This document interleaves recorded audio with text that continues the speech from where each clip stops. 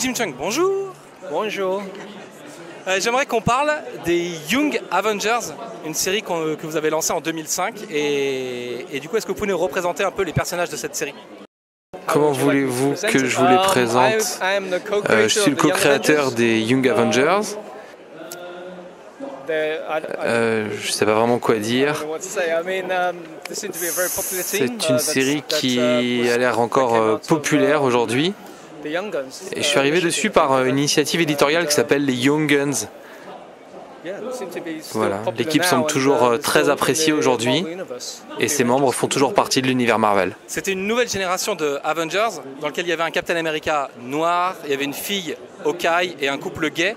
Pourquoi est-ce que avoir choisi des personnages aussi caractéristiques?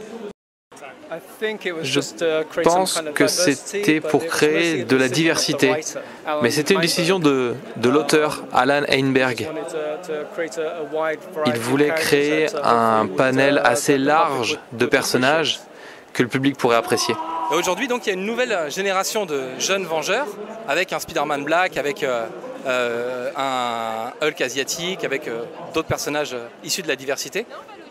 Et c'est pas vos Avengers, qu'est-ce qu'ils sont devenus? Je crois que ces personnages sont dispersés dans d'autres comics. Par exemple, Kate Bishop, la Hawkeye féminine, est dans le comics Hawkeye avec Clint Barton. On a d'autres personnages comme Hulkling qui fait partie des Avengers. Et pour les autres, ils apparaissent de temps en temps dans des histoires, mais ils restent en toile de fond. Du coup, est-ce qu'en 2005, vous n'étiez pas simplement un peu en avance sur votre époque? Je ne sais pas. Mais c'était certainement le bon moment en 2005 pour introduire ces personnages. Je pense aussi que leur succès est dû à la bonne qualité de l'écriture du titre.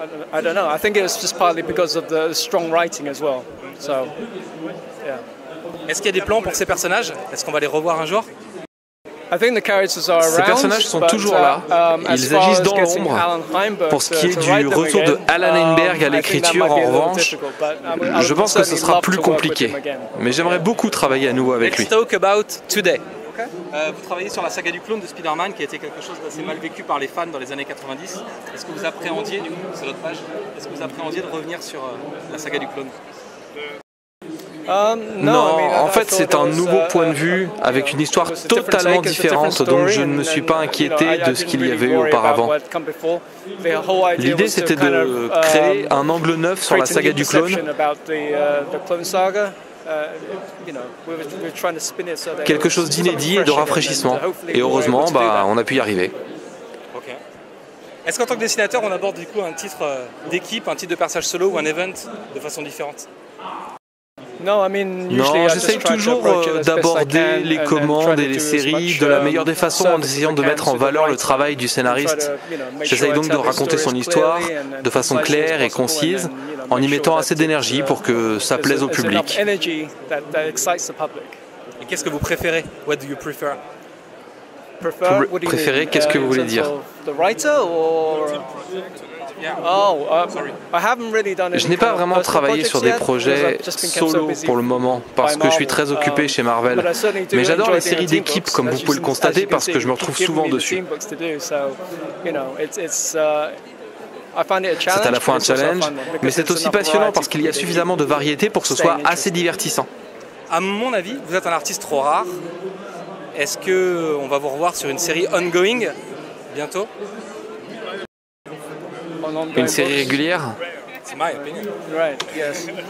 ma faute. C'est ma faute parce que j'ai un rythme de travail assez lent.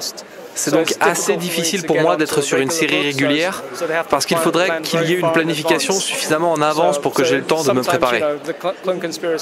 Pour la conspiration des clones, le travail préparatoire a commencé 1 an avant la sortie du premier numéro. C'est donc surtout de la faute de mon rythme de travail. Vous travaillez comme un artiste européen.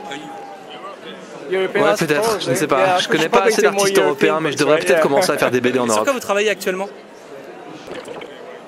Là, je travaille sur une nouvelle série Marvel 2-in-1 où il y aura la Torche Humaine et la Chose qui vont partir à la recherche des autres membres des 4 Fantastiques. Last question. Est-ce qu'il y a des plans pour la publication de Sion en France? C'est sûrement quelque chose d'enterré depuis très longtemps. Je ne pense pas qu'on verra encore cette licence. En fait, c'est un projet sur lequel j'ai adoré travailler à l'époque.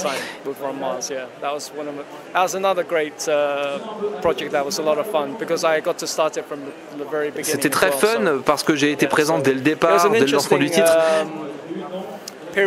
J'apprenais énormément à ce moment en travaillant sur l'univers CrossGen aux côtés de beaucoup d'artistes. D'ailleurs, vous pouvez voir ma progression au fur et à mesure des numéros. C'est une époque qui me manque beaucoup. Okay. Thank you. Thank you very much. I appreciate it.